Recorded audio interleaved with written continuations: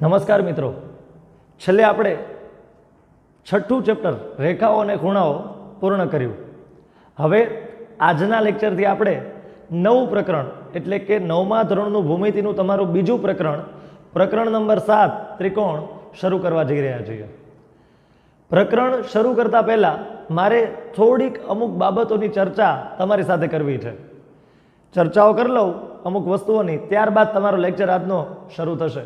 પણ થોડીક સૂચનાઓ મારે આપવી છે, ખાસ વિદ્યાર્થી દરેક એકાગ્રતાથી સાંભળે. છેલ્લે આપણે છઠ્ઠું પ્રકરણ પૂરું કર્યું, બરાબર છે.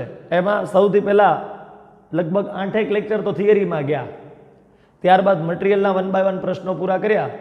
પહેલા ગણતરીવાળા પ્રશ્નો અને છેલ્લે સાબિતીવાળા પ્રશ્નો, એટલે કે સાબિતીવાળા પ્રશ્નોને જનરલી રાઇડર કહેવામાં આવે, બરાબર. છેલ્લા લગભગ 10 દાખલાઓ રાઇડર પ્રકારના હતા, એટલે કે સાબિત કરો કે પ્રકારના હતા. સાથે સાથે પ્રમેય પણ હતા, આપણા 5 જેટલા પ્રમેય પણ આપણે આ પ્રકરણ નંબર 6માં ભણ્યા છીએ. હવે પ્રકરણ નંબર 7 શરૂ થવા જઈ રહ્યું છે આજના લેક્ચરથી.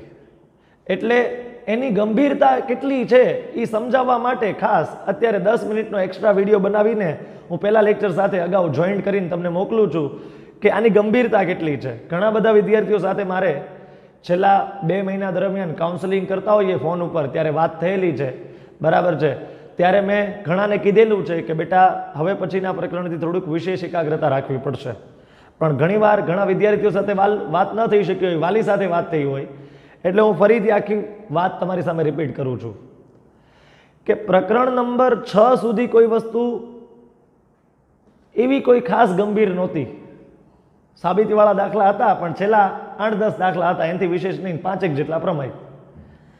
પણ હવે જે ભૂમિતિના પ્રકરણો શરૂ થાય છે, જેમાંથી સૌથી પહેલું પ્રકરણ છે પ્રકરણ નંબર 7 ત્રિકોણ, એની પછીનું પ્રકરણ નંબર 8 ચતુષ્કોણ, એની પછીનું પ્રકરણ નંબર 9 સમાંતર બાજુ ચતુષ્કોણ અને ત્રિકોણના ક્ષેત્રફળ, અને એની પછીનું પ્રકરણ નંબર 10 વર્તુળ. આ 4 પ્રકરણો છે ને એ એવા પ્રકારના છે કે જે તમારી માટે નવા છે. નવા છે ઇન ધ સેન્સ, સર અમે ત્રિકોણ ચતુષ્કોણ તો પ્રાઇમરીમાં ભણીને જ આવ્યા છીએ, તો નવા શું છે અમારી માટે? તો હું તમને કહું નવું શું છે. અત્યાર સુધી જે તમે ભૂમિતિ ભણ્યા છો એમાં ગણતરી ઉપર બેઝિસ દાખલા વધારે હોય છે, જ્યારે હવે જે ભૂમિતિ તમે ભણવાના છો પ્રકરણ નંબર 7 અને આગળના પ્રકરણો, એમાં સાબિતીના પ્રશ્નો વધારે છે. અત્યારે હું ખાલી પ્રકરણ 7ની વાત કરું છું તમારી સાથે. પ્રકરણ નંબર 7માં ટોટલ 36 દાખલાઓ છે, મટીરિયલમાં જોઈ લેજો, 36 દાખલાઓ છે. એ 36 દાખલાઓમાંથી એક દાખલો ગણતરીનો છે, 35 દાખલાઓ સાબિતીના છે. સાબિત કરો કે આ ત્રિકોણમાં આ વસ્તુ આમ થાય, સાબિત કરો કે આ વસ્તુ આમ થાય, સાબિત કરો કે આ ખૂણો આટલો થાય, આ સાબિત કરો કે આનું બાજુનું માપ આ બાજુ કરતાં અડધું થાય. આવા બધા પ્રકારના કેટલાય પુષ્કળ દાખલાઓ તમને મટીરિયલમાં દેખાશે. તો અત્યાર સુધી જે દાખલા જોયા એ મોટાભાગના ગણતરીવાળા હતા, સાબિતીવાળા ઓછા હતા. હવે એવું થશે કે સાબિતીવાળા જ 99% દાખલા છે, 1% દાખલા ખાલી ગણતરીવાળા આવે તો. એવું નથી સાબિતીવાળા દાખલા અશક્ય છે વિદ્યાર્થીને આવડવા, બહુ સહેલા છે, બહુ એટલે બહુ સહેલા છે. પણ એ વસ્તુ તમારા માટે નવી છે ને, એટલે હું તમને ખાસ સાવચેત કરવા, ચેતવણી આપવા માટે આવ્યો છું આજે. ખાસ ધ્યાન રાખજો, મહેનત વધારજો, એકાગ્રતા લેક્ચર દરમિયાન વધારજો, તો આ વસ્તુ તમને આવડી શકશે. બાકી પ્રશ્નો ઉદ્ભવશે. અત્યાર સુધી તમે એવું માનતા હો કે હું લેક્ચર ભરતો, હોમવર્ક કરી નાખતો ને થઈ જતું ને 20-25 માર્ક આવી જતા WRTમાં, કે વોટેવર તમારે જેટલા આવતા હોય તો હાલ્યું જતું. હવે એટલા નહીં આવે. જો મહેનત નહીં વધારો ને તો એટલાય નહીં આવે. કારણ કે પ્રકરણ જ એવું છે જેમાં મહેનત વધારવી પડે એવી જ છે, બરાબર. તમે સંખ્યા પદ્ધતિ પ્રકરણની કમ્પેરિઝન ત્રિકોણ ચેપ્ટર સાથે ન કરી શકો. સંખ્યા પદ્ધતિમાં જેટલી મહેનત કરી હોય ને એની કરતાં ત્રિકોણમાં વિશેષ મહેનત જોઈએ જ તે, બરાબર. બહુપદીઓ ચેપ્ટરની કે યામ ભૂમિતિ ચેપ્ટરની કમ્પેરિઝન તમે ચતુષ્કોણ ચેપ્ટર સાથે ન કરી શકો. કારણ કે ચતુષ્કોણ ચેપ્ટરમાં 40-45 દાખલા આવે ને બધા સાબિતીના જ આવે, એકેય દાખલો ગણતરીનો આવે જ ને, એક જ દાખલો ગણતરીનો આવે એમાં આખા ચેપ્ટરમાં. બાકી 39 દાખલા તો બધા સાબિતીના છે, બરાબર. તો એમાં મહેનત વિશેષ જોશે. એટલે 2-3 નાની સૂચનાઓ આપું છું. પહેલા 3 મુખ્ય સૂચનાઓ. લેક્ચર પહેલા કઈ રીતે કામ કરવું આ પ્રકરણમાં, લેક્ચર દરમિયાન કેમ કામ કરવું, લેક્ચર પછી કેમ કામ કરવું, આ 3 સૂચનાઓ સાંભળો. જો તમને ખબર હશે કે સિમ કાર્ડ લેવા જાઓ ને, મોબાઈલના સિમ કાર્ડ તો 2 પ્રકારના આવે, પ્રીપેઇડ અને પોસ્ટપેઇડ. પહેલાં પૈસા પે કરો અને પછી તમને સેવાનો લાભ આપે, અથવા તો પહેલાં તમે સેવા લઈ લો પછી પોસ્ટ એટલે કે પછી તમને એ લોકો તમારી પાસેથી બિલ લે. બરાબર. ઘણા બધા લોકો પ્રીપેડ વાપરતા હોય, મોટા ભાગના 10-20% લોકો પોસ્ટપેડ વાપરતા હોય જેનું માસિક બિલ આવતું હોય. આવું હું તમને શું કામ કહું છું? કારણ કે હવે આપણે રિવિઝન બે પ્રકારે કરવાનું થશે, પ્રી રિવિઝન અને પોસ્ટ રિવિઝન. લેક્ચર પહેલા પ્રી રિવિઝન, લેક્ચર પછી પોસ્ટ રિવિઝન. અત્યાર સુધી ઘણા બધા વિદ્યાર્થીઓ છે ને સવારે લેક્ચર 8 વાગે હોય ને એટલે 7:45 મોબાઈલ લઈને બેસી જાય. બરાબર. કાંઈ યાદ ન હોય ગયા લેક્ચરમાં હું ભણ્યા હતા, શું કર્યું હતું, શું શીખવાડ્યું હતું, કેટલા દાખલા ચાલ્યા છે, કઈ થિયરી ભણાવી હતી, કેટલું સાબિત કર્યું હતું, કાંઈ નહીં. બરાબર. ખાલી મોબાઈલ લઈને બેસી જાય, હવે જે આવશે એ ભણ લેશું. બરાબર. આ રીતે હવે નહીં થાય. જેટલા લોકો 8મું ધોરણ અહીંયા ભણ્યા છે એ લોકોને ખબર હશે આપણી સિસ્ટમ શું છે થોડીક વધારે સારી રીતે. બરાબર. જેટલા લોકો 9thમાં ન્યૂ એડમિશન છે એ લોકો તો હજી કોઈ દી સ્કૂલે નથી આવ્યા એટલે એમને પરિચિત નથી. તમને ખબર હશે જે લોકો 8મું અહીંયા ભણ્યા છે કે આપણા દરેક લેક્ચર પહેલાં 5 માર્કની નાનકડી એવી ટેસ્ટ લેવાતી હોય જેને આપણે CCT એટલે કે કરંટ ચેપ્ટર ટેસ્ટ નામ આપતા હોઈએ છીએ, જેને જનરલી બીજી બધી જગ્યાએ LT બરાબર એવું નામ આપતા હોઈએ છીએ. આપણે CCT એવું નામ આપેલું છે. 5 માર્કની નાનકડી એવી ટેસ્ટ હોય જે આગલા લેક્ચરમાં ચાલેલું હોય, મોટા ભાગે એ બધી વસ્તુઓ એ ટેસ્ટમાં પૂછાતી હોય. પણ એ તો ક્યારે? જ્યારે સ્કૂલમાં રેગ્યુલર તમે આવતા ત્યારે. પણ હવે તો ઓનલાઈન લેક્ચરના માધ્યમથી તમે યુટ્યુબ ઉપર ભણો છો. બરાબર. જ્યાં સુધી ગવર્મેન્ટ આપણને આદેશ નહીં આપે ત્યાં સુધી તમે સ્કૂલે આવી નહીં શકો. બરાબર. અમારે ભણાવવું છે તોય તમને અહીંયા સ્કૂલે બોલાવીને ભણાવી નહીં શકીએ, ઓનલાઈન જ ભણાવવું પડે એમ છે. તો ત્યાં સુધી અમે CCT તો તમારે લઈ નથી શકતા, રોજની રોજ જે લેક્ચર ટેસ્ટ છે એ તો લઈ નથી શકતા. એના માટે તમારે પોતે જાગૃત થવું પડશે. તમારે લેક્ચર ટેસ્ટ સમજીને એનું રિવિઝન પહેલાં કરી નાખવું પડે. ધારો કે 7:45 મેથ્સનો લેક્ચર આવી જતો હોય સોમ બુધ શુક્રવારે, તો તમે 7 વાગે ઉઠીને બેસો, 7:15 તમે બેસી જાઓ અને 7:15 થી 7:45 ગયા લેક્ચરમાં ચાલેલી બધી વસ્તુઓને એકવાર રિવાઇઝ કરી નાખો તો લિંક સરળતાથી થશે. જૂનું નોલેજ અને નવું નોલેજ બેયને લિંક થઈ જાય ને એટલે પછી પરમેનન્ટ યાદ રહી જાય. તમે સાયન્સ ઓફ લર્નિંગના નાકરાણી સરના લેક્ચર હોય તે જોયા હશે. બરાબર છે. તમારું જૂનું નોલેજ અને નવા નોલેજને લિંક ન થાય ને ત્યાં સુધી બધું નકામું. બરાબર છે. એટલે જૂનું નોલેજ તમે મેળવ્યું છે પણ એને એકવાર ફરીથી રિવાઇઝ કરી લો પ્રી રિવિઝન કરીને, જેથી કરીને તમને લેક્ચર નવો લેક્ચર જે આવશે એ સરળતાથી સમજાઈ જાય. બરાબર છે. આ વસ્તુ ખાસ યાદ રાખજો, પ્રી રિવિઝન ખાસ થવું જોઈએ.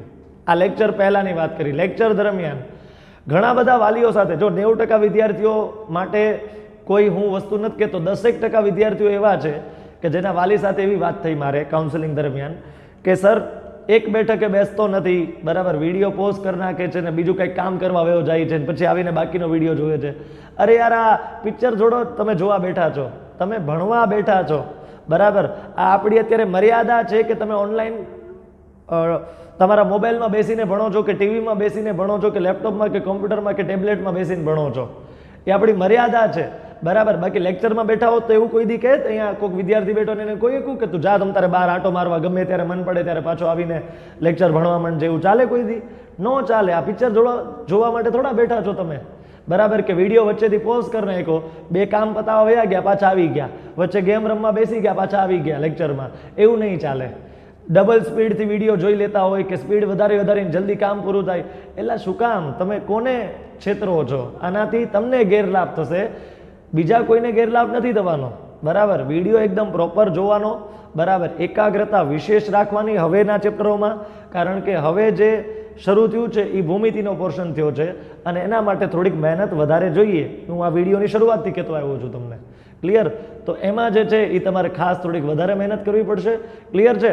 એટલે લેક્ચર દરમિયાન મેં કીધું એ પ્રમાણે અત્યાર સુધીના પ્રકરણોમાં જેટલી એકાગ્રતા રાખી છે એની કરતાં પણ વિશેષ એકાગ્રતાની જરૂરિયાત હવે પછીના પ્રકરણોમાં રહેશે. લેક્ચર પછી શરૂ થાય છે કામ પોસ્ટ રિવિઝનનું. લેક્ચર પહેલા પ્રી રિવિઝન કર્યું, હવે લેક્ચર પછી પોસ્ટ રિવિઝન. પ્રી રિવિઝન કોનું કરવાનું હોય? આની પહેલાના લેક્ચરમાં જે છેલ્લે ભણાવ્યું એનું.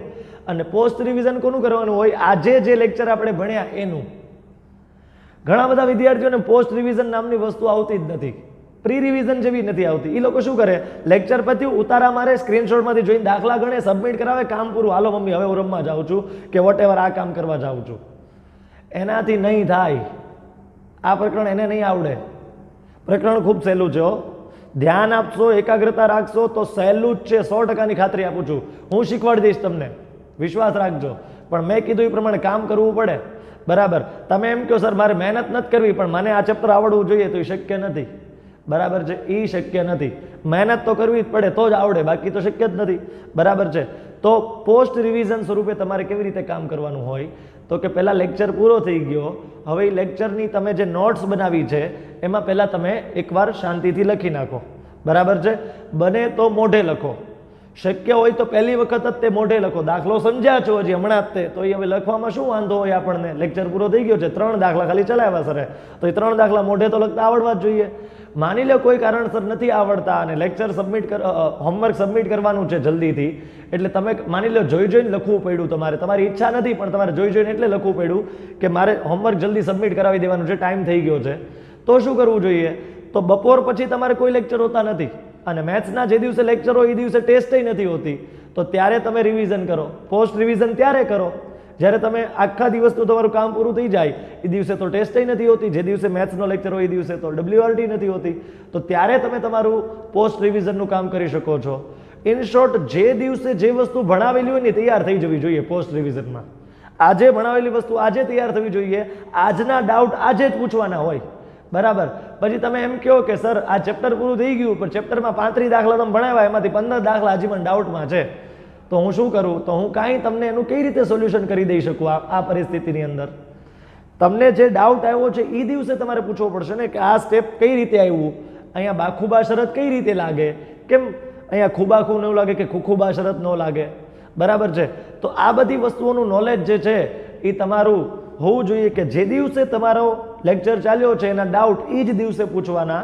બરાબર. પછી તમે 5 દી પછી ડાઉટ પૂછવા આવશો તો એનો કોઈ મતલબ નથી. એનું કારણ એ છે કે આજે કોઈ એક માળ ચણાણો કોઈ બિલ્ડિંગનો, એને આપણે સરખી રીતે પાક્કો ન બનાવીએ, એને સરખી રીતે પાણી ન આપીએ, બરાબર, અને બીજે દિવસે તે તરત બીજો માળ ચણવા જઈએ તો એ બિલ્ડિંગ પડી જ જાય. 100%ની વાત છે. 1 વર્ષ ન ઊભું રહીએ કે બિલ્ડિંગ.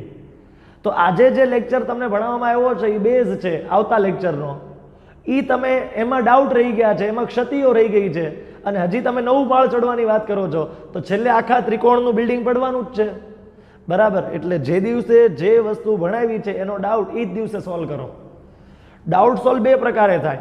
કાં તો તમે મને પૂછો, બરાબર, કે આ સ્ટેપ કઈ રીતે આવ્યું, આ દાખલામાં આ વસ્તુ કેમ ખબર પડે, આ વસ્તુ આમ કઈ રીતે થઈ. ઘણા બધા લોકો મને વોટ્સઅપ ઉપર મેસેજ કરીને અસંખ્ય વખત ડાઉટો પૂછી ચૂક્યા છે અત્યાર સુધી. બરાબર છે. તમે પૂછી શકો છો, કોઈ પણ વિદ્યાર્થી પૂછી શકે છે કે સર આ ડાઉટ છે, આ કઈ રીતે સોલ્વ થાય. માની લો તમને આખો લેક્ચર એકવાર ફરીથી ભરવાની ઈચ્છા છે તો તમે વિડીયોને ઓફલાઈન ડાઉનલોડ કરી લો. ઓફલાઈનનો મતલબ એવો છે કે યુટ્યુબની અંદર સેવ ન થવો જોઈએ વિડીયો, તમારા ફોનની ગેલેરીની અંદર સેવ થવો જોઈએ. તમારા મોબાઈલ ફોનની ગેલેરીમાં એ વિડીયો તમારો સેવ થવો જોઈએ, એને કહેવાય ડાઉનલોડ કર્યો. બરાબર. પછી તમે એમ કહેશો કે સર મેં યુટ્યુબમાં ડાઉનલોડ કર્યો હતો, તમે કલાક પછી વિડીયો લઈ લીધો એટલે હવે મારા યુટ્યુબમાંથી વિડીયો વયો ગયો, તો એ વયો જ જાય. એ યુટ્યુબનું ફીચર છે, એનો ગુણધર્મ છે. તમે ઓફલાઈન ડાઉનલોડ કરો, તમારી ગેલેરીમાં આવી જાય એ પ્રમાણે, તો તમને પ્રોબ્લેમ્સ થશે નહીં. એટલે ખાસ રિવિઝન જો તમારે આખા લેક્ચરનું કરવાની ઈચ્છા હોય, બરાબર, લેક્ચર જોઈ લીધો, તમને એવું લાગ્યું હજી મારે આખો લેક્ચર એકવાર સાંજે જોવો છો ફ્રી હોવ ત્યારે, બરાબર, તો તમે સાંજે જોવા માટે વિડીયો ફરીથી ડાઉનલોડ કરી નાખો. બરાબર છે. સાંજે પાછા એ વિડીયો ફ્રી થાવ ત્યારે જુઓ. બરાબર છે. ડાઉનલોડ કરેલો વિડીયો જો ગેલેરીમાં સેવ થયો હશે એ પ્રમાણે. હવે તમે એમ ન કહેતા કે સર ગેલેરીમાં વિડીયો સેવ થાય એના માટે કઈ રીતે ડાઉનલોડ કરવો જોઈએ, એ તમે યુટ્યુબ પર સર્ચ કરજો. તમને તમે બધા ઇનફ સ્માર્ટ હો એટલું તો તમે જાતે વિચારી શકો. યુટ્યુબ પર સર્ચ કરજો કે યુટ્યુબ પર વિડીયો કેમ ડાઉનલોડ કરાય. બરાબર. ઓફલાઈન એટલે કે યુટ્યુબની બહાર ગેલેરીમાં. બરાબર. તો એ તમને શીખવાડશે. ઓકે. તો તમે પાછળના જે ડાઉટ છે એ 2 રીતે સોલ્વ કરાવી શકો છો. તમે કાં તો મને પૂછો અથવા તો વિડીયો તમે રિવાઇન્ડ કરીને જોઈ લો. આ 2 રસ્તાઓ છે. 2માંથી તમને જે વધારે અનુકૂળ લાગતું હોય એ વસ્તુ તમારા માટે બેટર છે. ક્લિયર. પણ જો તમારે બહુ મોટા ડાઉટ હોય, આખો દાખલો ડાઉટમાં હોય, તો વિડીયો ફરીથી જોવો વધારે હિતાવહ છે. કારણ કે હું ફોન ઉપર કે વોઇસ મેસેજ ઉપર એક મર્યાદા સુધી સમજાવી શકું. બરાબર છે. તમે અહીંયા રોજ રેગ્યુલર ભણવા આવતા હોત તો કંઈ પ્રશ્ન જ નહોતો. ક્લિયર. ચલો, તો લેક્ચર પછી કઈ રીતે કામ કરવાનું છે એની પણ મેં તમને ખાસ વાત કરી દીધી છે. ક્લિયર. હવે જે વાત મેં અગાઉ કરી કે ડે ટુ ડે તમારે વર્ક કરવું પડશે, બરાબર. આજનું કામ આજે થઈ જવું જોઈએ, આજનો ડાઉટ આજે સોલ્વ થઈ જવો જોઈએ. તમે આજનો ડાઉટ આજે રાખી મૂકો અને મહિના પછી સરનો કાઉન્સેલિંગ માટે ફોન આવે ત્યારે તમે એમ કહેશો કે સર આ ચેપ્ટરમાં આટલા દાખલાઓમાં પ્રોબ્લેમ છે, તો એનું કોઈ સોલ્યુશન એટ ધેટ ટાઈમ થઈ શકે એવું નહીં હોય, બરાબર. એટલે ખાસ યાદ રાખજો કે તમારો ડાઉટ એ જ દિવસે સોલ્વ કરાવશો, ડે ટુ ડે તમારું વર્ક કમ્પ્લીટ થતું જશે તો વાંધો નહીં આવે. અને જે વિદ્યાર્થી day to day work complete રાખશે ને WRT આગલે દિવસે 1 કલાક રિવિઝન કરવું પડશે, બસ 1 કલાક. 1 કલાક મોર દેન ઇનફ થઈ ગયું, કારણ કે તમે ડે ટુ ડે એટલી મહેનત કરેલી છે કે તમારે રિવિઝન એકવાર ખાલી જોવાનું જ રહે રિવિઝન કરતી વખતે, બરાબર. બાકી બધું આવડવા જ માંડે. ક્લિયર? તો આ થોડીક સૂચનાઓ હતી, ખાસ એને તમારે યાદ રાખવાની રહેશે, બરાબર છે. લેક્ચર હવે જ પછીનું જે ચેપ્ટર આવે છે એના લેક્ચરો દરમિયાન હું આશા રાખીશ કે તમને જે વસ્તુઓ હું સમજાવવા માગતો હતો એ તમે સમજ્યા હશો. આ પ્રકરણની ગંભીરતાને ધ્યાનમાં રાખીને તમે આની એક પણ વસ્તુને લાઇટલી નહીં લ્યો. એક પણ સેકન્ડ માટે તમે વિડીયોમાંથી એકાગ્રતા બહાર નહીં લઈ જાઓ તમારી, બરાબર. વિડીયો દરમિયાન જ્યારે તમે જોતા હો લેક્ચર એ દરમિયાન તમે બીજું કોઈ કામ નહીં કરો, એકદમ પરફેક્ટ એકાગ્રતાથી કામ કરશો અને સારી રીતે મેં જે પ્રમાણે કીધું છે એ પ્રમાણે એક પણ વસ્તુ મારી સૂચના બહાર ન જાય એ પ્રમાણે કામ કરશો તો કોઈ પણ પ્રકારનો પ્રોબ્લેમ થશે નહીં. આશા રાખું છું દરેક વિદ્યાર્થી આ પ્રમાણે કામ કરશે અને સારામાં સારું આ પ્રકરણને પચાવશે, સારામાં સારી રીતે આને પોતાનામાં ચરિતાર્થ કરશે, તો પછી કોઈ પણ પ્રકારનો ડાઉટ આગળ જતા ઉદ્ભવશે નહીં. ઘણા બધા વિદ્યાર્થીઓ એવું માનતા હોય કે થિયરી હોય ને એને લાઇટલી લ્યો ને તો ચાલે, દાખલાઓમાં મહેનત કરશું. અત્યારે તો થિયરીનો લેક્ચર છે ને, ભગાવો લેક્ચર જલ્દી પૂરો કરો, એમ ન હોય, બરાબર. થિયરી આવડે ને ત્યારે જ દાખલા આવડે, બરાબર છે. થિયરી જ ના આવડતી હોય, મને કાર ચલાવવાની થિયરી જ નથી ખબર કે ભાઈ 3 નીચે પેડલ હોય, એક ઉપર બ્રેક હોય, એક ઉપર ગેર હોય, બરાબર છે, એક એક્સેલરેટર હોય, હાથમાં ગેર આવતી હોય, અહીંયા જે સ્ટેરિંગ હોય, બરાબર, હેન્ડ બ્રેક હોય, બરાબર, કઈ રીતે કાર યુઝ કરવાની હોય એ જ ના ખબર હોય તો મને કાર ચલાવતા ક્યાંથી આવડશે, બરાબર. As simple as that. જો તમને થિયરી જ નહીં આવડતી હોય તો દાખલા નહીં જ આવડે, એ 100%ની વાત છે. એટલે થિયરીને લાઇટલી લેવાની જરૂર નથી. થિયરીનું એક એક શબ્દ, એક એક વાક્ય અંદર ગળે ઉતારવો પડે તો ખબર પડે. ક્લિયર? તો મળીએ છીએ આપણે નવા લેક્ચરો સાથે, બરાબર છે. અહીંયા મારી વાત પૂરી કરું છું અને આપણે પ્રકરણ નંબર 7ના પહેલા લેક્ચરની શરૂઆત કરીએ. Thank you. નમસ્કાર વિદ્યાર્થી મિત્રો, છેલ્લા લેક્ચરમાં આપણે એક પ્રકરણ પૂર્ણ કર્યું. આજના લેક્ચરથી એક નવા પ્રકરણની ભૂમિતિનું એક નવું પ્રકરણ આજે આપણે શરૂ કરવું છે. પ્રકરણ નંબર 7, ત્રિકોણ, ટ્રાયેંગલ. આપણા સિલેબસમાં પ્રકરણ નંબર 7 ત્રિકોણ છે, ધોરણ 10માં પ્રકરણ નંબર 6 ત્રિકોણ છે. અને આમ જો ને તો થોડું બેઝિક ક્લિયર હશે આનું તો ધોરણ 10 ના ત્રિકોણમાં તમને ખબર પડશે. એટલે થોડું ગંભીર પ્રકરણ છે. જો ત્રિકોણ નહીં આવડે તો એની પછીનું નેક્સ્ટ ચેપ્ટર છે ચતુષ્કોણ, નો આવડે. નો આવડે તો એનું પછીનું ચેપ્ટર છે ત્રિકોણ અને સમાંતર ચતુષ્કોણના ક્ષેત્રફળ, પણ ના આવડે. અને એની પછીનું પ્રકરણ છે વર્તુળ, એમાં પણ ત્રિકોણનો ઉપયોગ આવશે, વર્તુળમાં પણ, ચતુષ્કોણમાં પણ. ક્લિયર છે? એટલે આ છે ને તમારા 9મા ધોરણની ભૂમિતિનો પાયો છે એમ કહું ને તો ચાલે. આ પ્રકરણ 9મા ધોરણમાં ભૂમિતિમાં જેટલા પ્રકરણો તમારે ભણવાના છે એનો બેઝ જે છે ને એ આ ત્રિકોણ પ્રકરણ છે એવું કહું તો ચાલે. હવે વિદ્યાર્થી મિત્રો, ત્રિકોણ એટલે શું, ક્યાંથી શરૂ કરીએ? ત્રિકોણની વ્યાખ્યા શું છે? તો કે હું અહીંયા એક રેખા દોરું છું.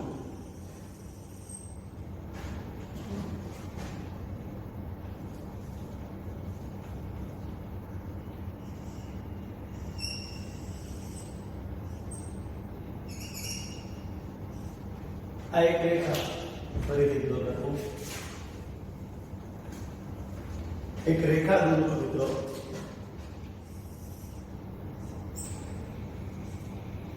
એક બીજી રેખા દોરું છું.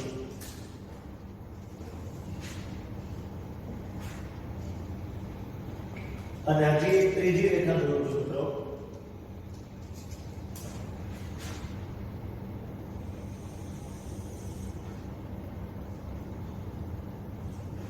તો વચ્ચે જે બંધ આકૃતિ રચાણી અને ત્રિકોણ કહેવાશે. તો અહીંયા આગળ વ્યાખ્યા એવી આપે છે કે શું કહેવાશે તો કે ત્રણ પરસ્પર છેદતી રેખાઓ વડે બનતી બંધ આકૃતિને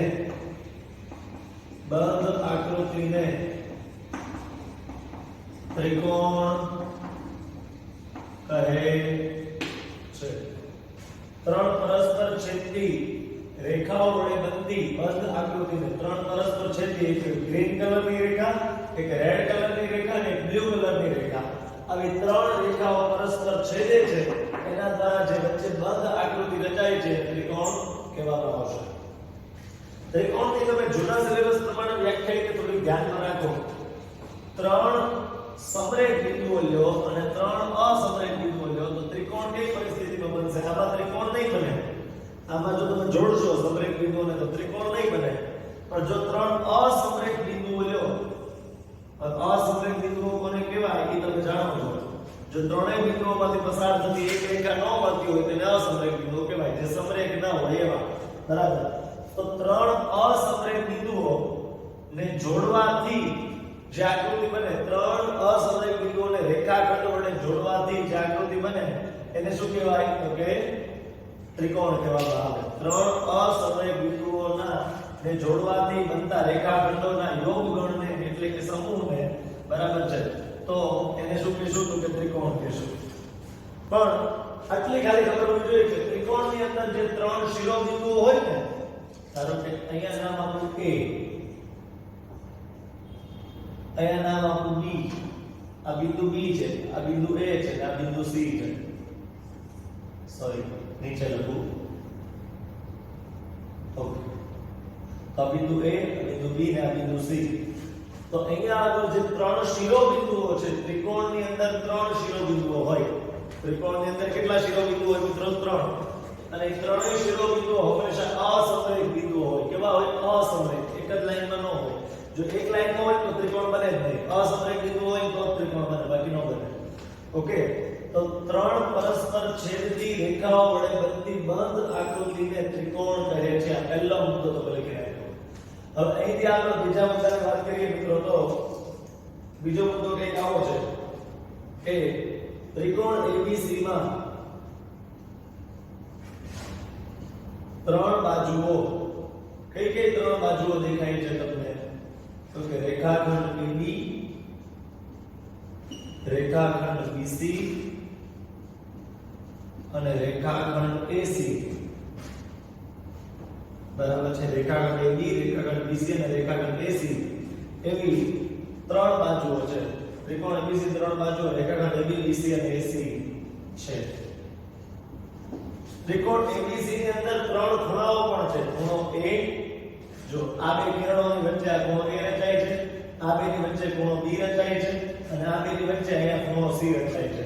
ખૂણો એટલે તમે જાણતા હશો, રેખાઓ અને ખૂણાઓ પ્રકરણમાં તમે ભણીને આવ્યા છો કે સમાન ઉદ્ભવ બિંદુ ધરાવતા બે કિરણોની વચ્ચેનો જે, તમે એવું કહેતા હતા કે સમાન ઉદ્ભવ બિંદુ ધરાવતા બે કિરણોના યોગને ખૂણો કહેવામાં આવે છે. બરાબર છે? તો અહીંયા આગળ બીજી વસ્તુ એપ્લાય થશે. આ ખૂણો જે છે અહીંયા પણ બને છે, ખૂણો અહીંયા પણ બને છે અને ખૂણો અહીંયા પણ બને છે. ત્રણેય જગ્યાએ બને છે. તો ત્રિકોણ ABC ના ત્રણ ખૂણાઓ કયા કયા છે? તો કે ખૂણો A,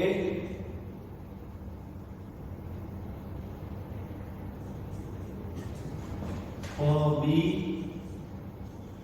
અને ખૂણો C છે. ખૂણો A, ખૂણો B અને ખૂણો C જે છે એ ત્રિકોણ ABC ના ખૂણાઓ છે. A નું આખું નામ લખવું હોય તો BAC લખી શકાય. BAC. B નું આખું નામ લખવું હોય તો ABC લખી શકાય અને C નું આખું નામ લખવું હોય તો ACB લખી શકાય. તમે આગળના પ્રકરણમાં ભણી ગયા છો કે તમે BAC ને બદલે CAB પણ લખી શકો. ખાલી A વચ્ચે હોવું જોઈએ, જરૂરી છે. ABC ને બદલે CBA પણ લખી શકો. આ તમે ભણીને આવ્યા છો આગળના પ્રકરણમાં. અને ACB ને બદલે BCA પણ તમે લખી શકો છો.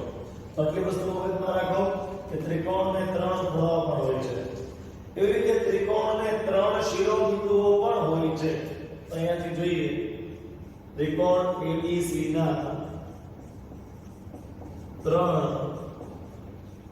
શિરોબિંદુઓ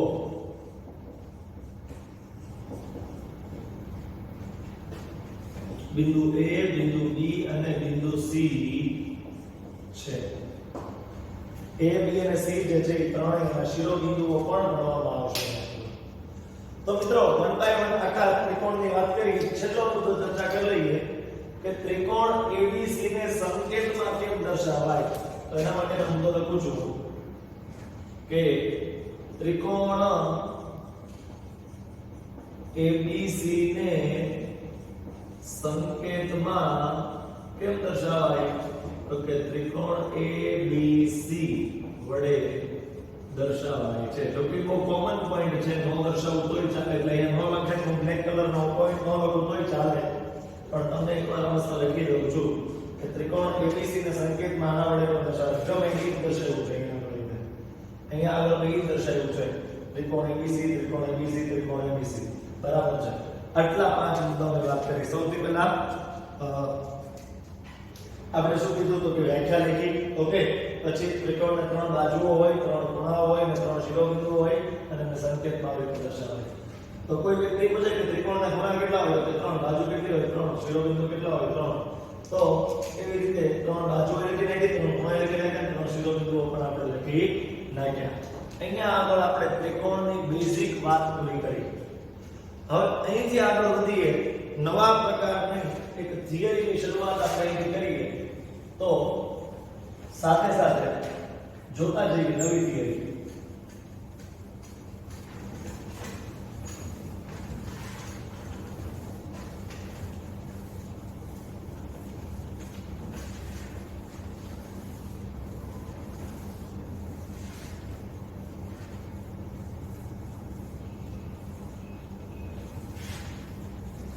ચાલો હવે 4 શબ્દોની સમજૂતી આ પ્રકરણમાં આપણે મેળવી છે. હવે પછી થિયરી તરીકે 4 શબ્દો કે જેની વાત આપણે અત્યારે કરી છે.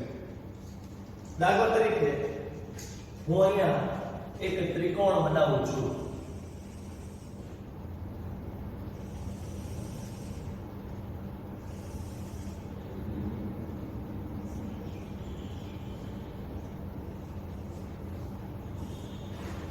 એક ત્રિકોણ બનાવું છું.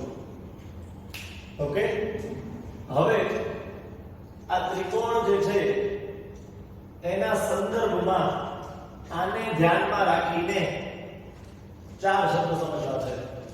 પહેલું, બાજુની સામેનો ખૂણો.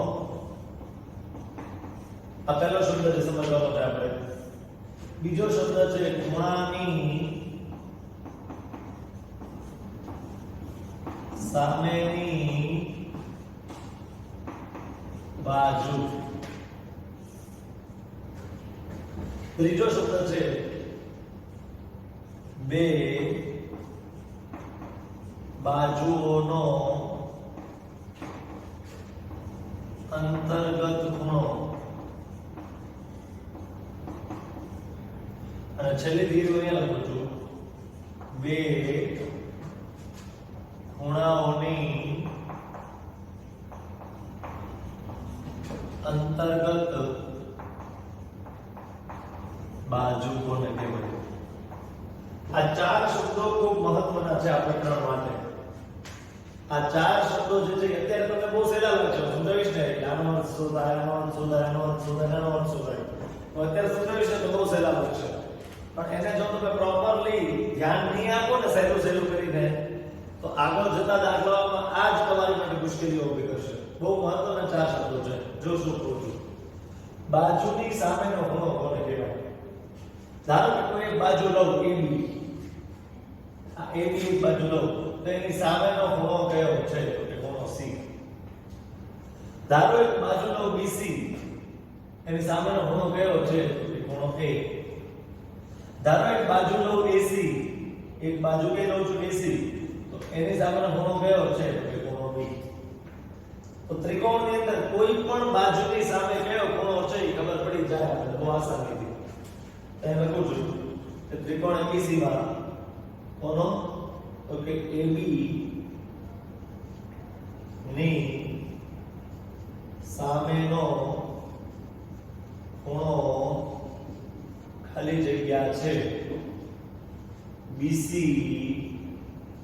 ની સામેનો ખૂણો ખાલી જગ્યા છે AC ની સામેનો ખૂણો ખાલી જગ્યા છે. ખાલી જગ્યા બોલતા આપણે જોઈએ આપણે એવી રીતે ખૂણાની સામેની બાજુ ખૂણા A ની સામેની બાજુ BC છે. ખૂણા B ની સામેની બાજુ AC છે અને ખૂણા C ની સામેની બાજુ AB છે. કોઈ પણ ખૂણાની સામેની બાજુ આપણને ખબર હોવી જોઈએ. તો અહીંયા એ જ લખીશ ખૂણા A ની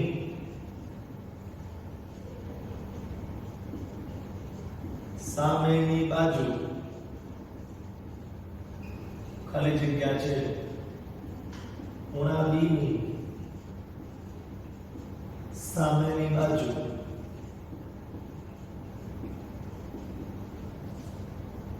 ખાલી જગ્યા છે અને ખૂણા C ની સામેની બાજુ ખાલી જગ્યા છે. ક્લિયર? આ ક્લિયર થયું તમને? હવે A ની સામેની બાજુ BC, B ની સામેની બાજુ AC અને C ની સામેની બાજુ AB છે. ઓકે, ચાલો હવેની જે બે વસ્તુઓ છે ખાસ સમજજો. બે બાજુઓનો અંતર્ગત ખૂણો, બે બાજુઓનો, હવે બે બાજુ લેવાની છે અને હું તમને એનો અંતર્ગત ખૂણો સમજાવીશ. જો બે બાજુઓ લઈએ AB અને BC. એ બે બાજુ લઈએ, એક AB બાજુ અને એક BC બાજુ. આને AB બાજુ કહેવાય એટલી અને આને BC બાજુ કહેવાય. તો એ બેનો અંતર્ગત ખૂણો B થાય. AB અને BC ની વચ્ચેનો બનતો ખૂણો B. હવે તમે BC અને AC લો. એક બાજુ લ્યો BC અને બીજી બાજુ લ્યો AC, તો અંતર્ગત ખૂણો કયો થશે? તો કે C થશે. હવે તમે AB અને AC લ્યો તો અંતર્ગત ખૂણો A થશે. ક્લિયર છે? બહુ ક્લિયર વસ્તુ છે. તમે આ બે બાજુઓ લેશો તો વચ્ચેનો ખૂણો B બનશે. જો તમે આ બે બાજુઓ લેશો તો વચ્ચે ખૂણો C બનશે અને જો તમે આ બે બાજુઓ લેશો તો વચ્ચેનો ખૂણો A બનશે. ક્લિયર છે? બહુ જ સ્પષ્ટ વસ્તુ છે. હું લખું છું તો કે AB અને BC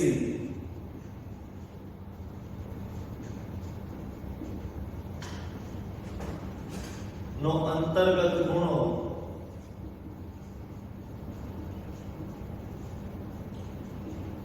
ખાલી જગ્યા છે. બરાબર છે? ઓકે, BC અને AC નો અંતર્ગત ખૂણો ખાલી જગ્યા છે. એવી રીતે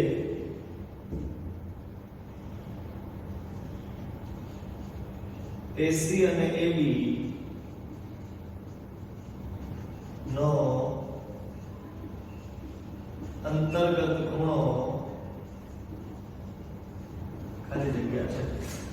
AB અને BC નો કયો, BC અને AC નો કયો અને AC અને AB નો કયો. આ બહુ સ્પષ્ટ આપણને ખબર પડી જાય કે AB અને BC જો તો વચ્ચેનો ખૂણો B થાય. BC અને AC જો તો બંનેની વચ્ચેનો ખૂણો C થાય.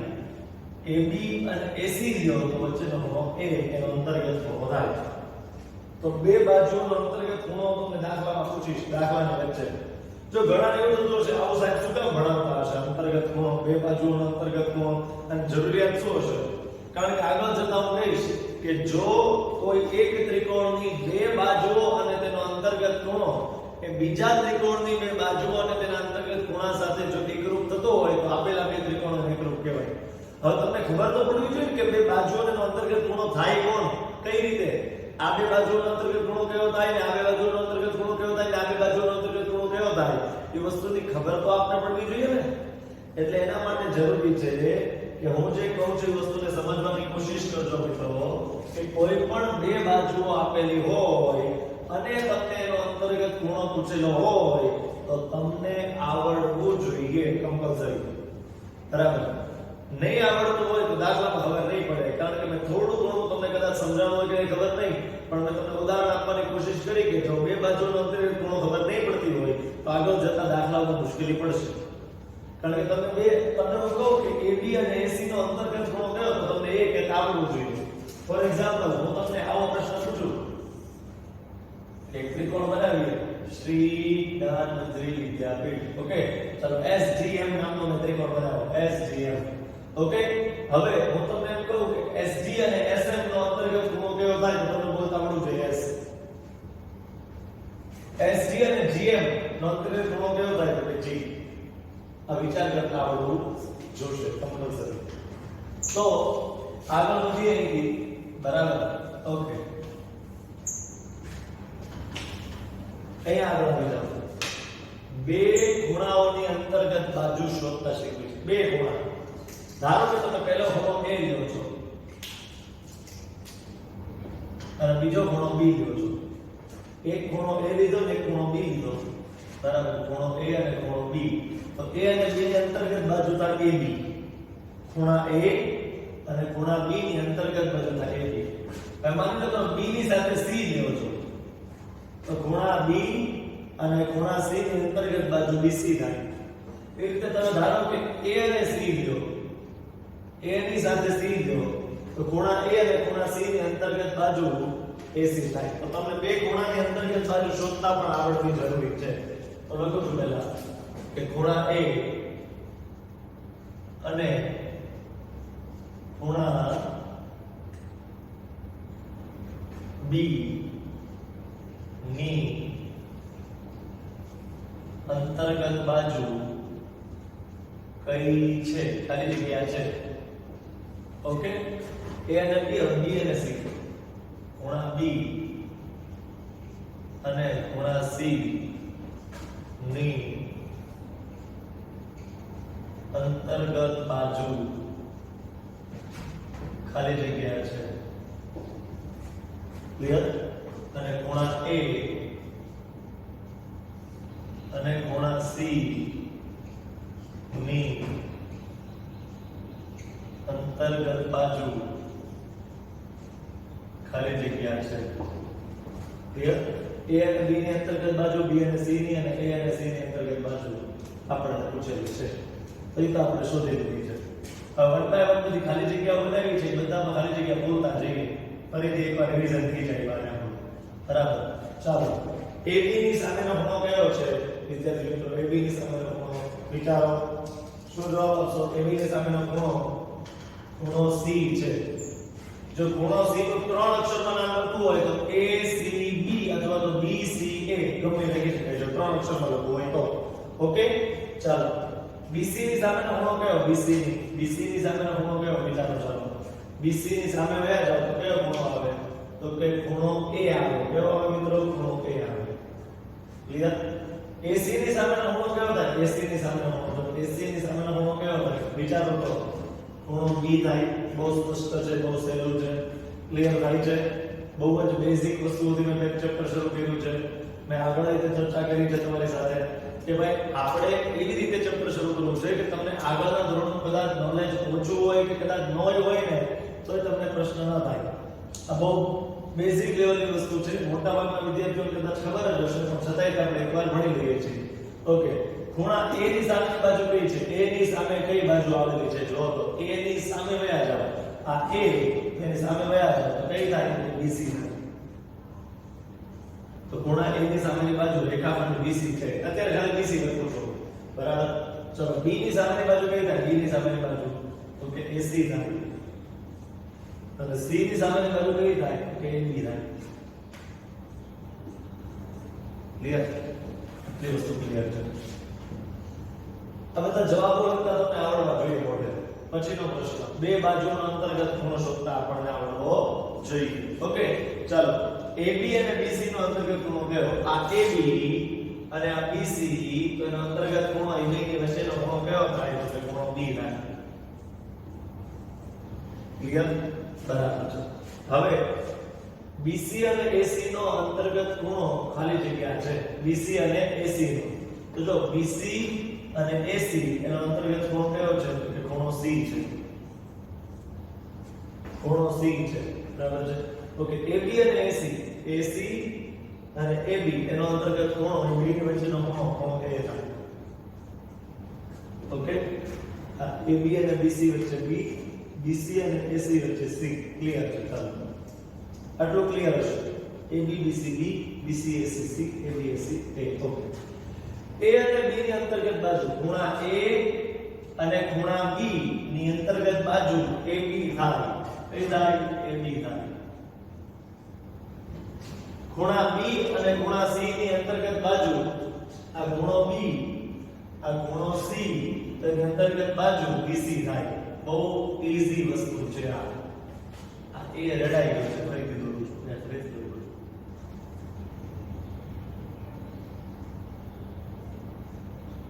ઓકે, ખૂણા A અને ખૂણા C ની અંતર્ગત બાજુ AC થાય.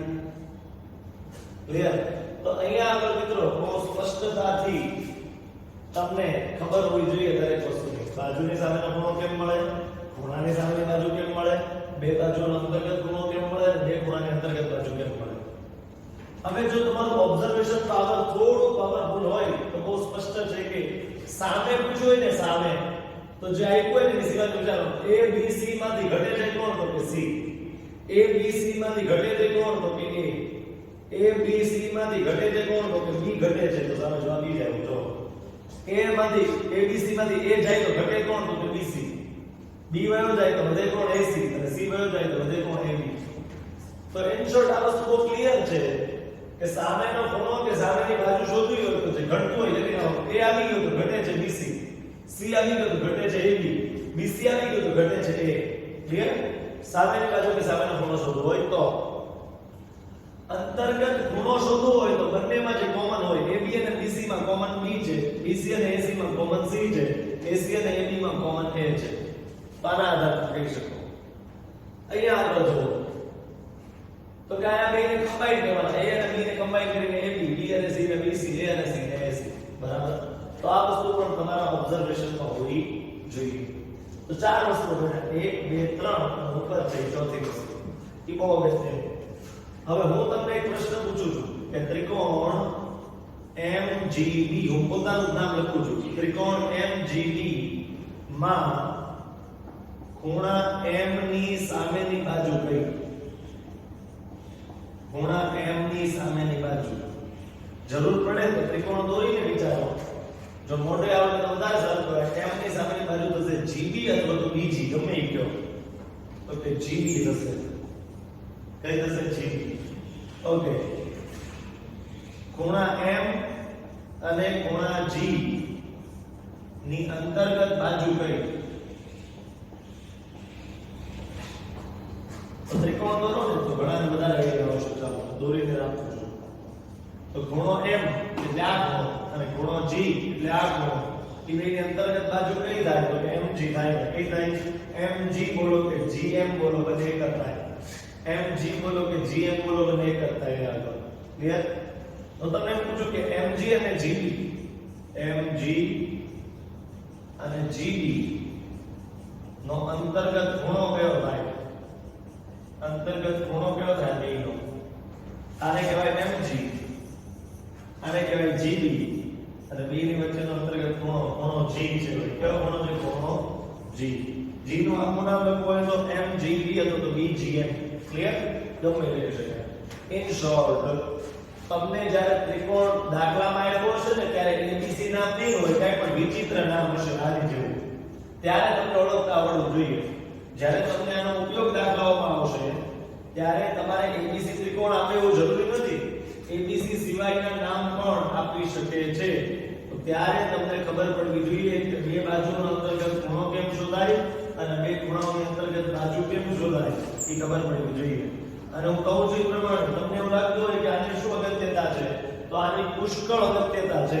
જોજો કેટલો ઉપયોગ આવે છે.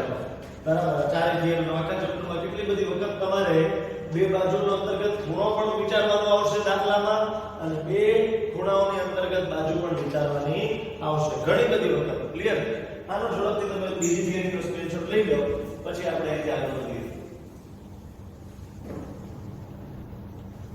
મિત્રો આ ચેપ્ટરનું નામ ભલે ત્રિકોણ છે પણ ખરેખર આ પ્રકરણનું નામ હોવું જોઈએ એકરૂપ ત્રિકોણો કારણ કે આ ચેપ્ટરમાં ત્રિકોણ વિશે આખું ત્રિકોણ વિશે નથી ભણવાનું ખાલી એકરૂપ ત્રિકોણો એના વિશેની જ આખા ચેપ્ટરમાં વાતો છે બરાબર છે આખા ચેપ્ટરમાં એકરૂપ ત્રિકોણો વિશેની જ વાત કરવાની છે પણ એ પહેલા એકરૂપ ત્રિકોણો વિશેની માહિતી મેળવતા પહેલા સૌથી પહેલા એક વસ્તુ ફરીથી સમજવી પડે આપણે કે એકરૂપ આકૃતિઓ કોને કહેવાય કોઈ પણ બે આકૃતિઓ આપણને આપી હોય કે એકરૂપ આકૃતિઓ છે એવું ક્યારે કહેવાય ક્લિયર બે આકૃતિઓ આપણને આપી હોય દોરી રહે બંને એક રૂપ છે એવું ક્યારે કહેવાય અને એક રૂપ એનો અર્થ તમે સમજો એક વત્તા રૂપ જેના રૂપ એટલે કે લુક એક સરખા છે ક્લિયર એક જેના રૂપ છે તેવા ક્લિયર એકરૂપ એટલે શું થાય એક જેના રૂપ છે તેવી આકૃતિઓ એટલે એકરૂપ આકૃતિઓ હવે એકરૂપ આકૃતિઓના ઉદાહરણો આપું તો માની લો એક વર્તુળ દોર્યું છે જેની ત્રિજ્યા 7 સેમી છે અને એક બીજું વર્તુળ દોર્યું છે નીચે એની ત્રિજ્યા પણ 7 સેમી છે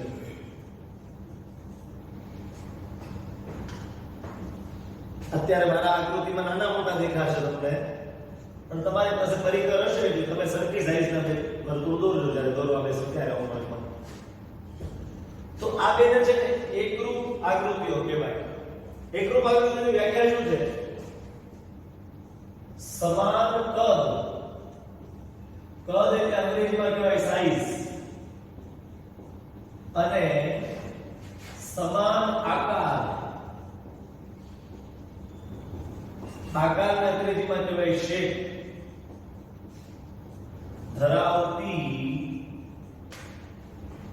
આકૃતિઓને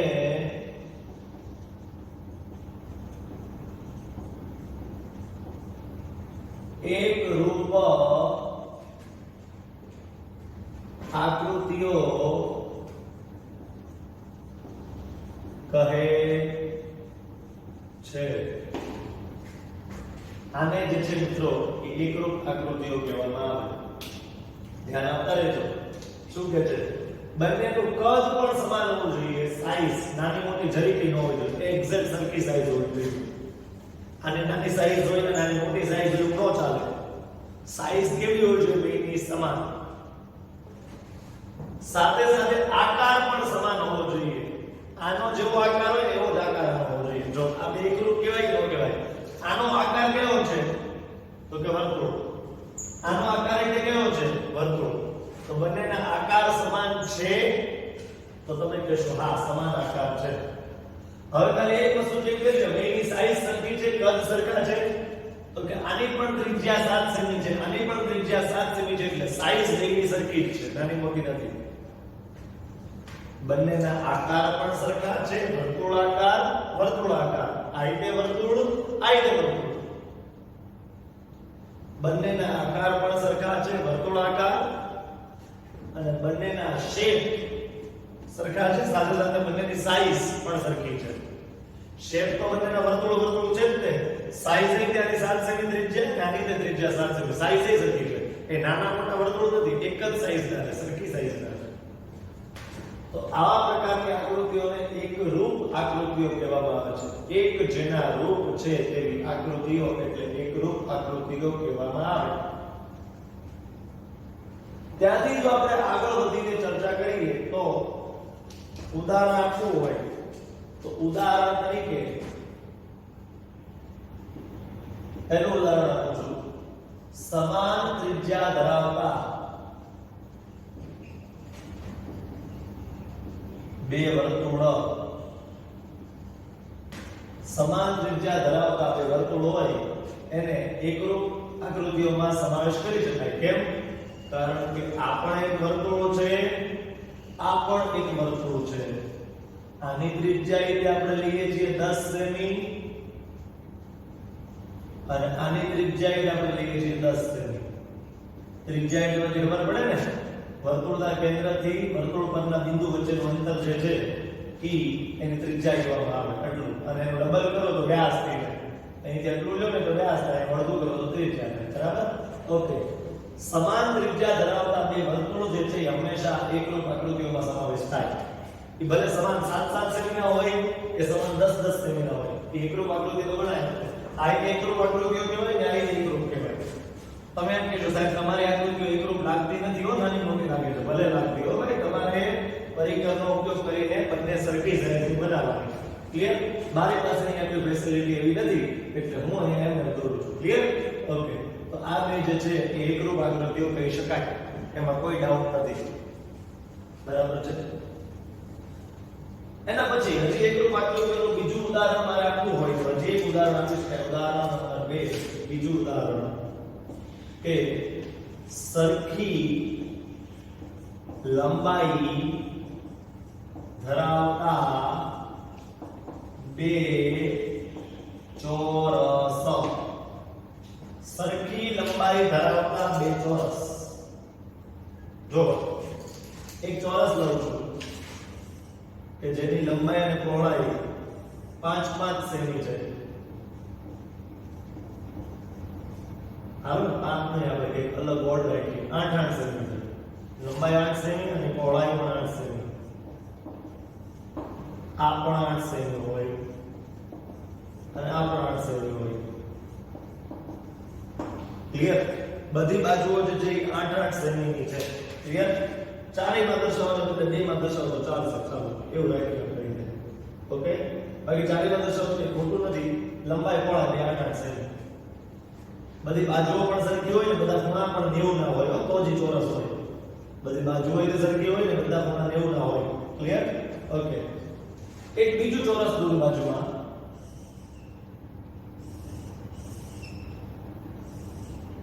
ઈ પણ 8x8 નું દોરું. 8 સેમી લંબાઈ વાળું અને 8 સેમી પહોળાઈ વાળું. 8x8. તો એક ચોરસ આ છે,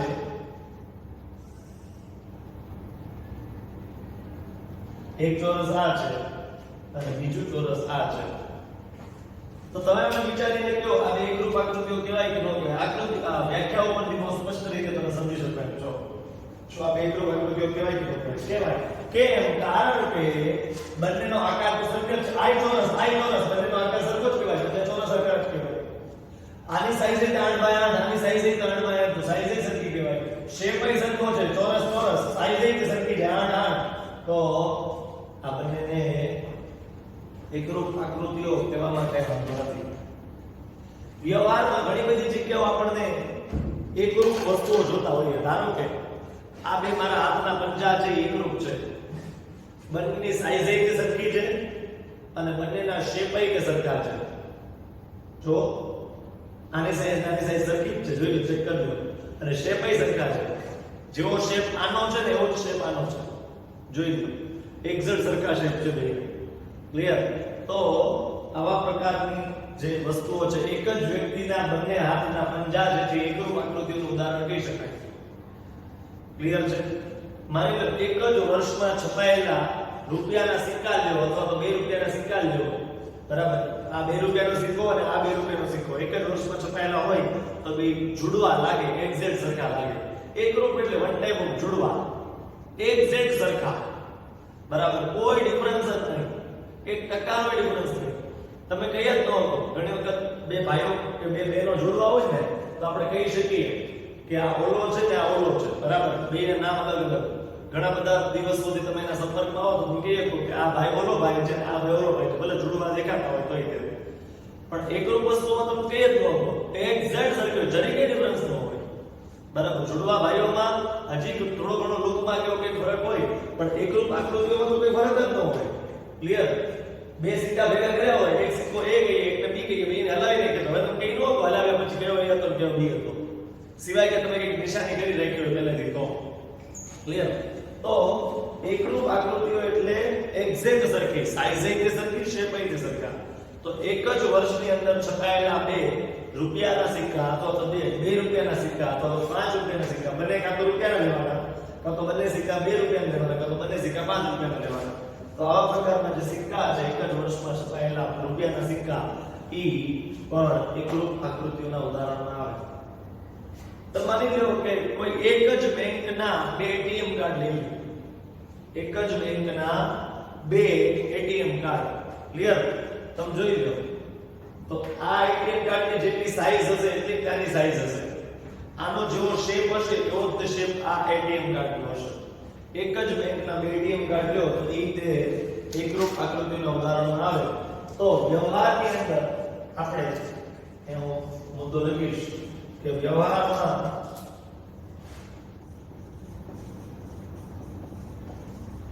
પહેલું તો કેવું કીધું મેં તમને તો કે એક જ વ્યક્તિના બે હાથના પંજા, બંને હાથના પંજા એ બે એકરૂપ જ કહેવાય. આ બે પંજા જે છે ને એકરૂપ જ કહેવાય. ક્લિયર? ઓકે. બીજું એક વસ્તુ સમજો, એક મારો પંજો લો અને કોઈ નાના બાળકનો સામે પંજો લો તો એ બેનો શેપ સરખો હશે પણ બેની સાઈઝ સરખી નહીં હોય. ઓલાનો હાથ નાનો હશે, નાનો બાળક છે એટલે મારો મોટો હાથ છે. ક્લિયર? તો એને એકરૂપ ન કહેવાય. એક જ વ્યક્તિના બે હાથ હોય તો એને એકરૂપ કહેવાય. ક્લિયર? ઓકે. એક જ વ્યક્તિના બંને હાથના પંજા એ એકરૂપ આકૃતિનું ઉદાહરણ છે. એક જ વર્ષમાં બનેલા 5 રૂપિયાના સિક્કા, એક જ બેંકના એટીએમ કાર્ડ,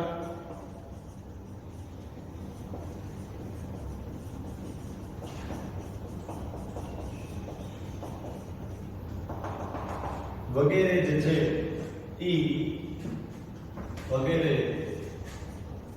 એકરૂપ આકૃતિઓ ના ઉદાહરણ છે. ક્લિયર? તો એકરૂપ આકૃતિઓ વિશે આપણે સમજવું જરૂરી હતું. એકરૂપ ત્રિકોણ, ખરેખર ચેપ્ટરનું નામ ત્રિકોણ એટલે એકરૂપ ત્રિકોણ રાખ્યું ને તો વધારે સારું રહે. બરાબર? કારણ કે આખા ચેપ્ટરમાં ત્રિકોણના એક જ ટોપિક વિશે શીખવાનું છે, એકરૂપ ત્રિકોણો. એ જ ટોપિક વિશે શીખવાનું છે. તો એકરૂપ ત્રિકોણો શીખતા પહેલા એકરૂપ આકૃતિઓ કોને કહેવાય સમજી લઈએ આપણે. તો કે સમાન કદ હોય બંનેનું અને સમાન આકાર હોય, સાઈઝ એ સરખી હોય, શેપ એ સરખો હોય. તો આ પ્રકારની આકૃતિને એકરૂપ આકૃતિ કહેવાય. આ બે એકરૂપ આકૃતિ છે, આ બે એકરૂપ આકૃતિ છે. વ્યવહારમાં આવી બધી એકરૂપ આકૃતિઓ તમે જોવો છો. ઝડપથી આનો સ્ક્રીનશોટ લઈ લો પછી આગળ વધીએ.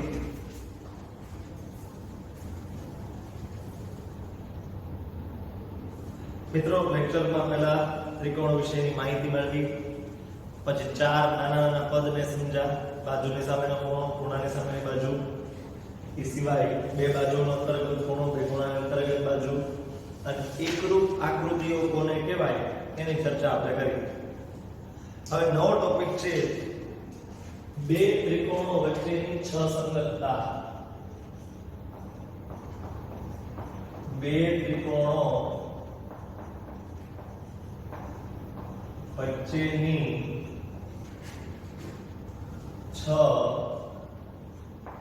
સંગતતા. હવે આનો ઉપયોગ કઈ રીતે દાખલામાં કર્યો હોય તો પછી સમજશું દાખલાઓ દરમિયાન.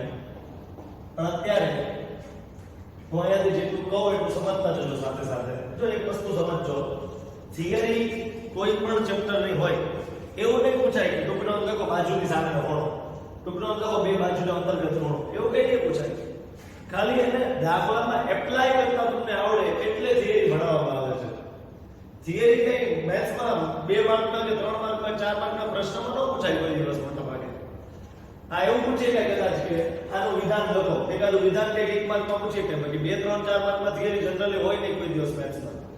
એટલે તમે આ થિયરી જે સમજો છો ને દાખલામાં કઈ રીતે એપ્લાય કરવાની છે એના પોઈન્ટ ઓફ વ્યૂથી કોઈ પણ થિયરીને શીખજો. બરાબર? નહીં કે આપણે પ્રેઝન્ટ કરવાની છે સારી રીતે. સોશિયલ સાયન્સમાં કેમ પ્રશ્ન પૂછ્યો હોય કે આના વિશે ટૂંકનો લખો એટલે તમે આખું પાનું ભરી લખો એટલે 4 માંથી 4 માર્ક આપી દે. એવું આમાં ના હોય.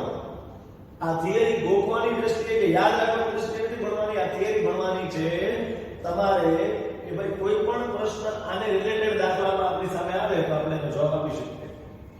જો તમને કહું, ધારો કે બે ત્રિકોણો લઈએ, એક ત્રિકોણ ABC લઈએ અને એક ત્રિકોણ PQR લઈએ, તો આ બે વચ્ચેની સંગતતા, હવે સંગત એટલે તમને ખબર છે, સંગત એટલે મિત્રતા, બરાબર. આપણે ઘણી બધી વખત કહીએ કે આ ભાઈની સંગત હમણાંથી બહુ ખરાબ થઈ ગઈ છે, ખરાબ લોકોના એક પ્રભાવમાં આવી ગયો છે, એટલે આપણે એવું કહીએ કે ખરાબ મિત્રો બનાવી લીધા છે, એટલે આજે સંગત બહુ ખરાબ છે અત્યારે, બરાબર. તો સંગતતાનો અર્થ એક રીતે એવો થઈ શકે કે મિત્રતા. ધારો કે હું કહું ને કે પહેલો ત્રિકોણ ABC એને સંગત PQR, તો અહીંયા A ને સંગત P કહેવાય, B ને સંગત Q કહેવાય અને C ને સંગત R કહેવાય. તો એક સંગતતા આપણે આવી લખી શકીએ કે ABC સંગત PQR. ક્લિયર? ABC સંગત PQR. આ સંગતતામાં શું છે? A ની સાથે જોડાયેલો છે P, એટલે કે A ને સંગત P છે. B સાથે જોડાયેલો છે Q, એટલે કે B ને સંગત Q છે. C ની સાથે જોડાયેલો છે R, એટલે કે C ને સંગત R છે. કોને સંગત કોણ છે એ સંગતતા જોઈને ઈઝીલી તમે કહી શકો, બહુ જ સારી રીતે. અચ્છા, આવું લખું તો ABC સંગત QRP, તો બદલાઈ જાય. આમાં A ને સંગત Q છે, B ને સંગત R છે, C ને સંગત P છે. તો સંગતતા અહીંયા અલગ છે, અહીંયા અલગ છે. ફરીથી અહીંયા A ને સંગત કોણ હતો? P. અહીંયા A ને સંગત Q થઈ ગયું. અહીંયા B ને સંગત કોણ હતો? Q. અહીંયા B ને સંગત R છે. C ને સંગત R, અહીંયા C ને સંગત P છે. તો એક સંગત આવી પણ બની શકે, એક સંગત આવી પણ બનાવી શકાય. ABC સંગત PRQ. તો A ને સંગત P કહેવાય, B ને સંગત R કહેવાય, C ને સંગત Q કહેવાય. આ બહુ સ્પષ્ટ છે. તો બે ત્રિકોણો વચ્ચે મેક્સિમમ કેટલી સંગતતા બની શકે? આ એક, આ બે, આ ત્રણ. આવી મેક્સિમમ કેટલી બની શકે? તો કે મેક્સિમમ 6 સંગતતાઓ બની શકે બે ત્રિકોણોની વચ્ચે આવી. જો મેં ત્રણ બનાવીને તમને બતાવી દીધી, ત્રણ સંગતતાઓ મેં તમને બનાવીને બતાવી છે, બરાબર છે. આવી ત્રણ નહીં, મેક્સિમમ કેટલી બનાવી શકાય? તો કે 6 સંગતતાઓ બનાવી શકાય બે ત્રિકોણો વચ્ચે. બે ત્રિકોણો વચ્ચે મેક્સિમમ 6 સંગતતાઓ બનાવી શકાય છે. 6 સંગતતાઓ. ક્લિયર? તો ત્રણ તમે લખી બતાવી, 6 લખવી હોય તો એના માટે એક ટ્રીક આપું તમને. જો પહેલાનું નામ નહીં ફેરવવાનું, 6 વખત પહેલા ત્રિકોણનું નામ નહીં ફેરવવાનું. હો ભાઈ, ABC છે તો બધામાં ABC કન્ટિન્યુ રાખો.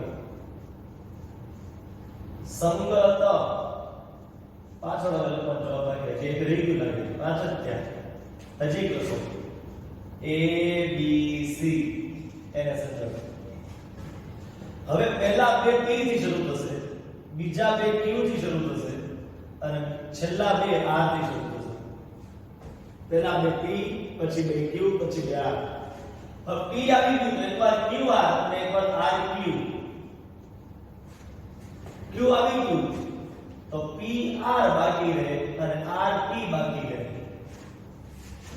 R આવી ગયું તો એકવાર PQ બાકી રહે અને એકવાર QP બાકી રહે.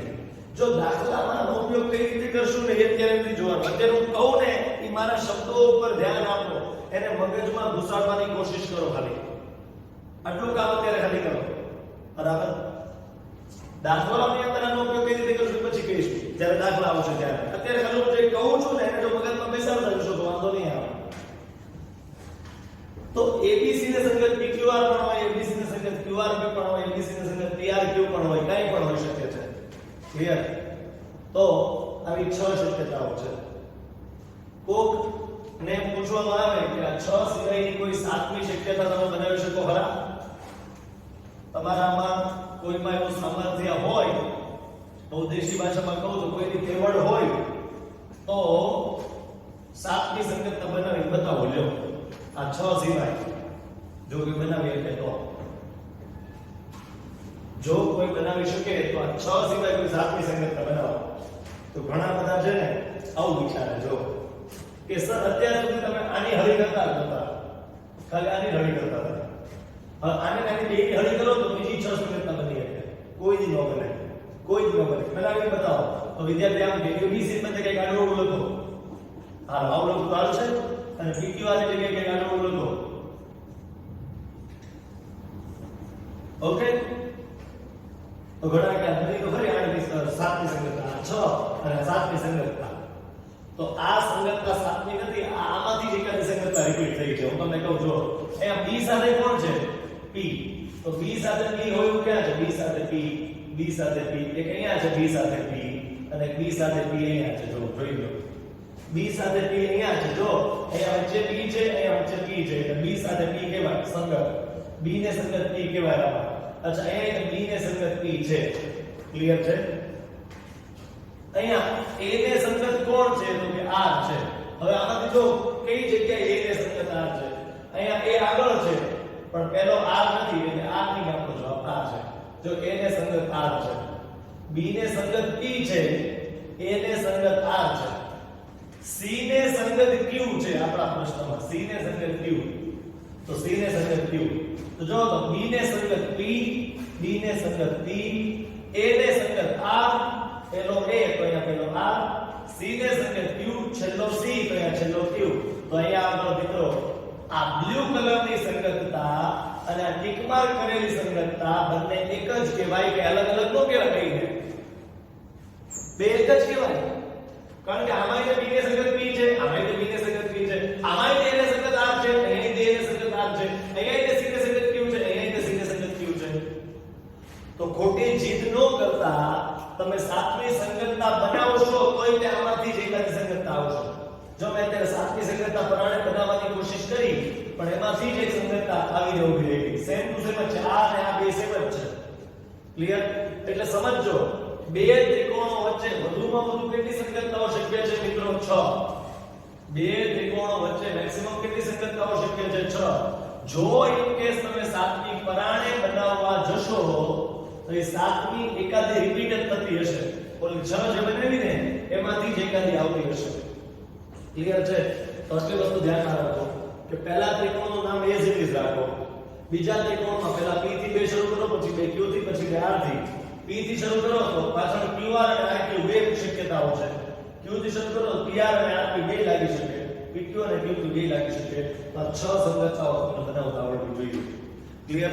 તો કોઈ પણ બે ત્રિકોણ વચ્ચે 6 સંગતતાઓ શક્ય છે. હવે છે આગળ આપણે બે ત્રિકોણો એકરૂપ બનાવવાના આવશે. તો જ્યારે ત્રિકોણ એકરૂપ સાબિત થઈ જશે ત્યારે હું પૂછીશ બેટા કઈ સંગતતા મુજબ ત્રિકોણો એકરૂપ છે? તો એ બનાવતા આવડવી જોઈએ આપણને. ક્લિયર? આવડી જશે, કોઈ ચિંતાની જરૂર નથી તમારે બહુ. ક્લિયર? આગળ જ્યારે વાત કરશું ત્યારે ખબર પડી જશે. ઇન કેસ ખાલી એટલી ખબર પડવી જોઈએ તમને કે બે ત્રિકોણ હોય એકબીજા સાથે જોડવા હોય અને સંગતતા વડે, જો બે ત્રિકોણોને સંગતતા વડે જોડવા હોય તો અલગ અલગ 6 રીતે જોડી શકાય. સંગત એટલે મિત્રતા થાય એક રીતે. ક્લિયર?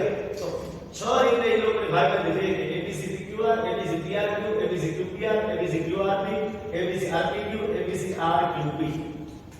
આવી 6 અલગ અલગ સંગતતાઓ મિત્રો આપણે વિચારી શકીએ છીએ. ક્લિયર?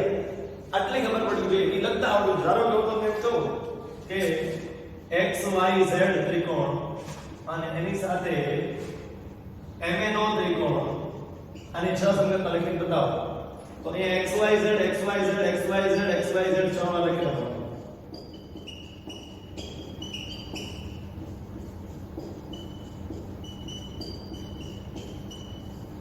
ઓકે? આ બાજુ પહેલા બે M થી શરૂ થાય, પછી બે જણા N થી શરૂ થાય, છેલ્લા બે જણા O થી શરૂ થાય. M છે MNO MON, N છે NMO અને NOM. ક્લિયર? O છે તો OMN અને ONM. આવી 6 સંગતતા લખી શકાય. ક્લિયર? તો તમે કોઈ પણ બે ત્રિકોણ માટે 6 સંગતતા વિચારવા માટે કેપેબલ હોવા જોઈએ.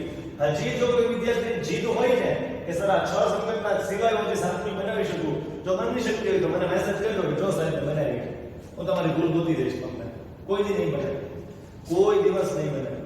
આ 6 સંગતના સિવાય 7મી સંગત તમે પરાણે બનાવવા જશો તો આમાંથી જ એક સંગતતા આવીને ઊભી રહેશે તમારી સામે. તો એક વસ્તુ ખાલી તમારા માઇન્ડમાં રાખવાની હતી કે બે ત્રિકોણો વચ્ચે કેટલી સંગતતાઓ શક્ય છે, તો તે 6 સંગતતા શક્ય છે. 6 કરતા ઓછી નહીં, 6 કરતા વધારે નહીં. જો તમે તમારી બુદ્ધિ વાપરીને 7મી બનાવવાની કોશિશ એટલે કરશો ને તો તમે સફળ નહીં થાઓ. જે તમે 7મી બનાવી હશે ને આમાંથી જ એકાદી હશે, આમાંથી જ એકાદી હશે. ક્લિયર? અથવા તો આમાંથી જ એકાદી હશે આ ત્રિકોણ હોય તો. ક્લિયર? તો આ ટોપિક ને ખાસ ધ્યાનમાં રાખજો કે કોઈ પણ ત્રિકોણ, બે ત્રિકોણ વચ્ચે કેટલી સંગતતાઓ શક્ય છે? 6 સંગતતાઓ શક્ય છે. આને ઝડપથી સ્ક્રીનશોટ લઈ લો, પછી આપણે આગળ વધીએ. મિત્રો એક વસ્તુ સમજો, આજના લેક્ચરમાં આપણે અહીંયા સુધી રાખશું, પણ આની પછીના લેક્ચરમાં આપણે જ્યારે અહીંથી આગળ વધશું તો આ ટોપિક તમે ભૂલીને આવ્યા હશો તો કાંઈ ખબર નહીં પડે. આની પહેલાનો ટોપિક એકરૂપ આકૃતિઓ તમે ભૂલીને આવ્યા હશો તો તમને કાંઈ ખબર નહીં પડે. યાદ રાખજો. અને ભૂલવું ના હોય ને તો એનો એક જ રસ્તો છે. આ થિયરીઓ બહુ સહેલી છે, કોઈ રોકેટ સાયન્સ નથી કે 5 વાર વાંચો ત્યારે જ યાદ રહે. આ 1-2 વાર વાંચો ને તો તમને યાદ રહી જાય એવી થિયરી છે. ધારો કે આ થિયરી તમે એકવાર જોઈ લો કે ABC સાથે પેલા 2 વાર P, 2 વાર Q, 2 વાર R. P આવી ગયો તો QR RP, QR અને RQ, Q આવી ગયો તો PR RP, R આવી ગયો તો PQ QP. એવી રીતે તમે અલગ અલગ 6 સંગતતાઓ વિચારી શકો. ક્લિયર છે? તો આ થિયરીને ગોખવા માટે કે તમારે 2-3 કલાક ન જોઈએ પાકું કરવા માટે, ક્લિયર સમજવા માટે. તો તમે હોમવર્ક મહેરબાની કરીને આ ચેપ્ટર પૂરતું એવી રીતે કરજો કે કોઈ પણ વસ્તુનો જે સ્ક્રીનશોટ છે જોઈ લો અને પછી મોઢે આખો થિયરી લખી નાખો. ખાસ કરીને આ થિયરી અને આની પહેલાની એકરૂપ આકૃતિઓ વાળી થિયરી, એકરૂપ આકૃતિઓ વાળી જે થિયરી હતી ઈ ખાસ અગત્યની હતી અને આ થિયરી ખાસ અગત્યની છે. જો આમાં ખબર નહીં પડતી હોય તો આગળના લેક્ચરમાં પ્રોબ્લેમ્સ ક્રિએટ થશે. ઓકે, તો મિત્રો અહીંયા સુધી રાખીએ છીએ. આજના દિવસમાં જેટલી થિયરી ભણાવી એકવાર તમારે જાતે હોમવર્કમાં લખવી. નેક્સ્ટ લેક્ચરમાં અહીંથી આગળ થિયરીઓની શરૂઆત કરશું, પણ જો આ થિયરીઓ નહીં આવડતી હોય તો નેક્સ્ટ લેક્ચરમાં આગળ ખબર પડશે નહીં. એ 100%ની વાત છે. અને ત્રિકોણ ચેપ્ટરમાં થિયરી નહીં આવડે તો દાખલાય નહીં આવડે. અને ત્રિકોણ ચેપ્ટર તમારા હાથમાંથી ગયું તો ધોરણ 10 નું ત્રિકોણ આવી ગયું અને ધોરણ 9 માં આગળ ચતુષ્કોણ, વર્તુળ, સમાંતર ચતુષ્કોણ, ત્રિકોણના ક્ષેત્રફળ, આ બધી વસ્તુઓ જશે. કારણ કે આ બધાનો બેઝ છે. તમારા કોઈ ભાઈ બહેન અત્યારે 9મું ભણે 10માં ગયા હોય મારી પાસે તમે પૂછી લેજો કે ત્રિકોણ નથી આવડતું, ચતુષ્કોણના દાખલા આવડશે, વર્તુળના દાખલા આવડશે, પૂછી લેજો એકવાર, ના પાડશે. ક્લિયર? એટલે મહેરબાની કરીને આને થોડું ગંભીરતાથી લેજો, થિયરીને વ્યવસ્થિત રીતે સમજો, વ્યવસ્થિત રીતે હોમવર્કમાં જાતે લખવાની કોશિશ કરજો. બરાબર છે? એટલે નેક્સ્ટ લેક્ચરમાં થિયરી સમજવામાં તમને તકલીફ ન પડે ને નેક્સ્ટ લેક્ચરમાં થિયરી સમજવામાં તકલીફ નહીં પડે તો એના ઉપર આધારિત દાખલાઓ સમજવામાં તકલીફ પડશે નહીં. આ લેક્ચરમાં અહીંયા સુધી રાખીએ છીએ. Thank you.